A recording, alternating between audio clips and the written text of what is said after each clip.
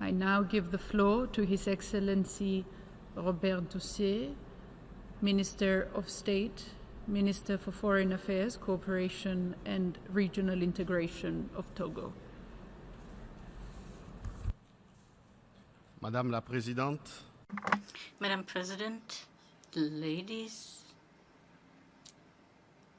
heads of state, of government, distinguished delegates, ladies and gentlemen, let me begin by expressing the warmest congratulations of the President of the Togolese Republic, His Excellency for Essozine, to the President for her well-deserved election to the presidency of this regular 73rd session of the Assembly, and also assure her of the support of my country, Togo.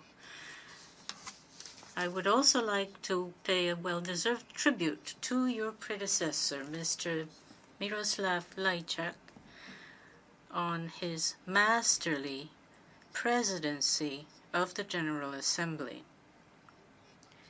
I'd particularly like to commend the sense of humanity and practical wisdom of our Secretary General Antonio Guterres on his clearly expressed commitment, his daily work to foster the principles and values of our organization. Madam President, let me welcome the appropriate choice of the topics for this session, which makes us all focus on an essential and fundamental issue at stake, to decentralize responsibilities in the United Nations in order to place the institution in tune with world realities. This is a pluralistic and multipolar world, and to take this fact into account means certainly expanding the basis of legitimacy and effectiveness of organization in the world. The reform of the United Nations is not so much a wish as a logical necessity. The world has evolved, new problems and new actors have emerged. The planet today is suffering from violent extremism, and terrorism threatens the world. We must shoulder the new form of responsibilities that have appeared. Our institution, as a hub of collective responsibility throughout the world, must update itself in its organization and the way it works if it truly wants effectively to play the role of an institution at the service to our human community. The time has come, as stated by Thomas Kuhn, to invent a new paradigm. Madam President, let me here reiterate the support and adhesion of my country to the initiative of thorough reform of our organization, as undertaken by the Secretary General, which is rightly based on an open and inclusive process which takes into account the three main institutional pillars of the UN system, which are peace and security, development, and management structure. This initiative of reform based on restructuring the peace and security pillar will help make the institution more pragmatic and effective. The connection between peace, security, and development no longer needs to be demonstrated. Without peace and security, there can be no sustainable development, and we couldn't secure development and build resilient and durable societies. The new architecture of peace and security of the United Nations must be in close relationship with the expanded development pillar, in respect and promotion of human rights, as well as enhancement of humanitarian action. The current reform must reposition the UN development system to adjust it to the new demands of the implementation of the 2030 Agenda in order ultimately to attain the Sustainable Development Goals and to leave behind abject poverty as well as national global inequalities. The UN must help more to face up to the lack of development in the world. An extra step forward in this deficit in development will help our world to get entire populations to leave behind the misery position and condition, and will give back to them autonomy and control over their own lives. The new development system of the organization must match the requirement of building a world wherein every country enjoys sustainable, inclusive, and lasting economic growth. What we must do is to reposition the system with considerable adjustments in skills, direction, and mechanisms of coordination and accountability. This new structure of development mechanisms must also lead to the implementation of the Paris Agreement. The challenges of climate change are vital, and a response should not await further. Our response to the challenges of climate change is something that goes hand in hand with the promotion of partnerships and innovating mechanisms of financing development in keeping with the Addis Ababa Action Program. Regarding the management pillar of reform, which is ongoing, we see with satisfaction that the considerable changes envisaged respond to the need to improve the methods of administration of internal management of the organization, ensuring simplification of procedures and decentralization of its action, and investment in people in order better to respond to the requirements of sustaining development and the building of a peaceful world. To invest in people means development and peace in the world.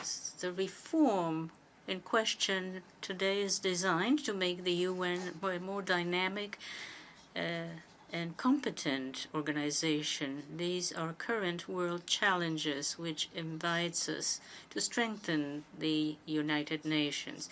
The challenges facing Africa today are huge. Our continent remains confronted with new forms of crises and problems.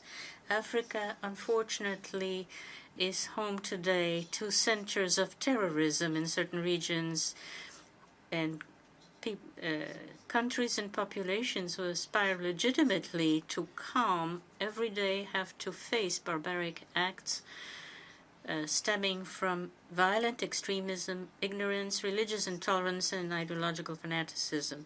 Poverty is still there in Africa, and African populations are awaiting better days. The consequences of climate change are terrible.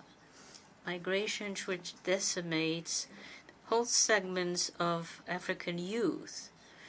The issues linked to migration and human tragedies require that we display a sense of collective responsibility and require just and sustainable responses. In this regard, our government calls upon all stakeholders to give pride of place to a participative approach and consensus in the negotiations that we are involved in, and work to the determination to adopt at the end of the Marrakesh conference on 10 and 11 December of this year of a World Compact for safe, orderly, and regular migration. You will certainly agree with me that the emergence of peaceful, equitable, prosperous, and lasting sustaining societies, which we wholeheartedly hope for,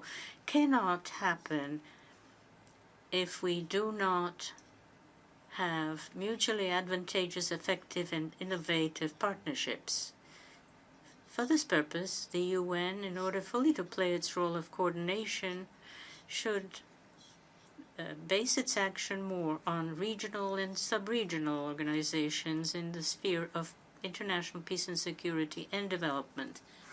Madam President, in Africa, where we have acute problems of development, the governments have become aware of the need to speed up the process of regional integration in order to pull development efforts and strategies to fight poverty, as recommended in Agenda 2063 of the African Union and the Universal Programme of Sustainable Development. There are many ongoing initiatives further to strengthen this integration.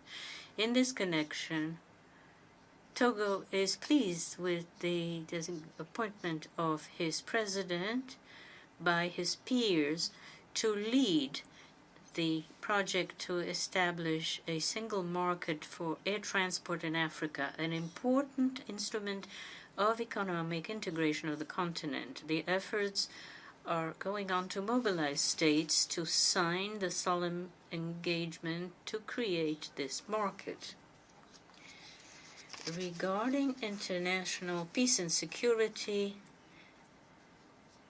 as a matter of priority today, we are compelled to enhance international cooperation in peacekeeping operations and fighting terrorism. We must redouble efforts to put an end to conflicts, especially in Africa and in many other regions of the world.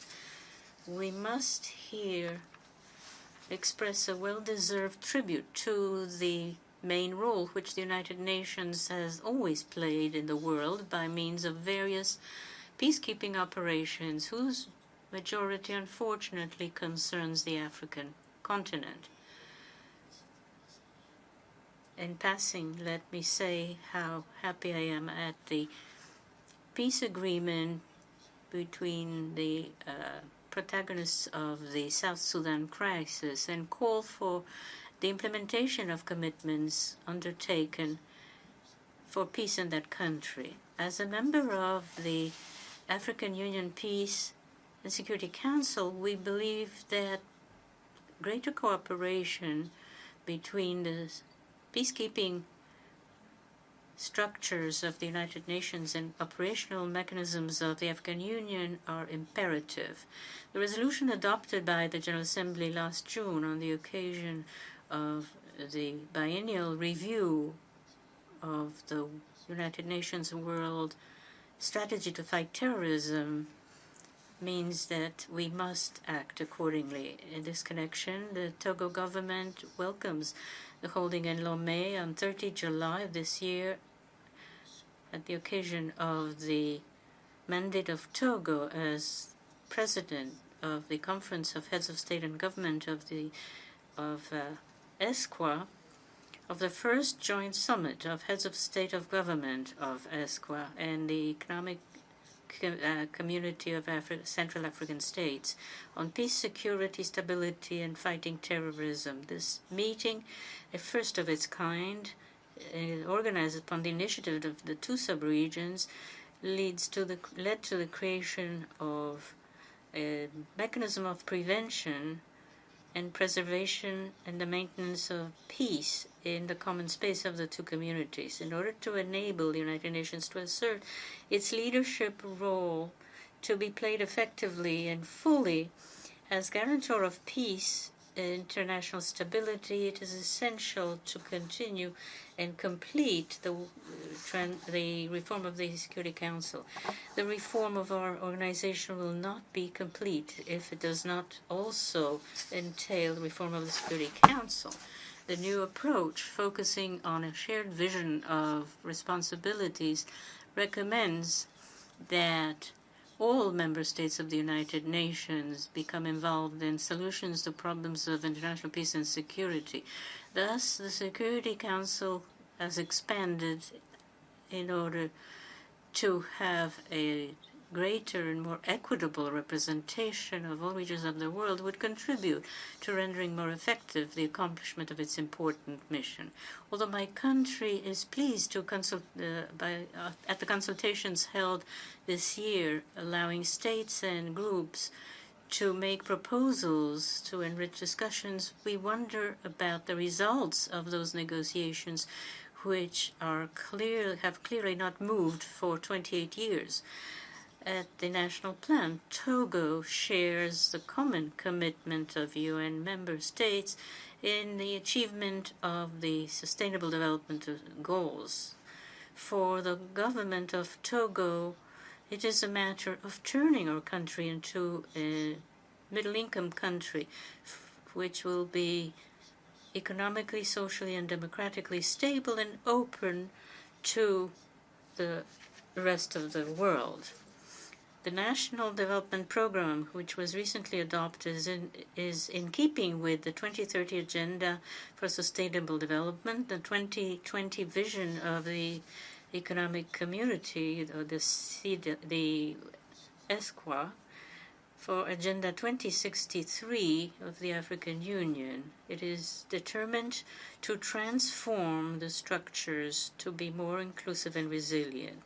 Togo strives to improve the standard of living of its citizens and contribute, together with the UN, to reduce the pockets of poverty in a world which is in the process of changing. In this connection, I'd like to express my gratitude to partners in development who have already expressed themselves to support my country in this ambitious and difficult task. Sustainable development also means the development of human rights. The establishment of fair and free society means building a better and more secure world. Here, Togo is resolutely pursuing its process of constitutional and institutional reforms in order to strengthen democratic gains and guarantee rights and freedoms to all. The government, in the face of this perspective, strives to bring solutions, final solutions, to the political misunderstanding we've seen around the last few months, and to bring together the political class as well as civil society around the challenges of the common objectives of peace, progress, and social and human progress. ECOWAS is in regional solidarity with Togo, tackles these difficult political problems. It has, through Ghana's and Guinea's facilitation, helped the Togolese political class to agree on the equalitarian recomposition of the National Independent Electoral Commission in order to go ahead with the planned legislative elections on 20 December of this year.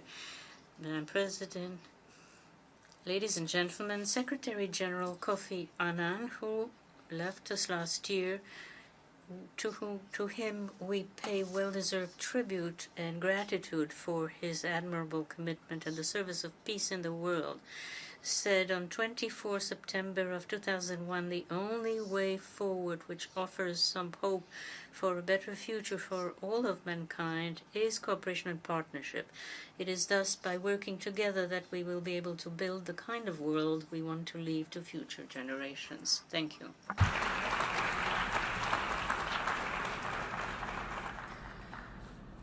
I thank the Minister of State, Minister for Foreign Affairs, Cooperation and Regional Integration of Togo for his statement.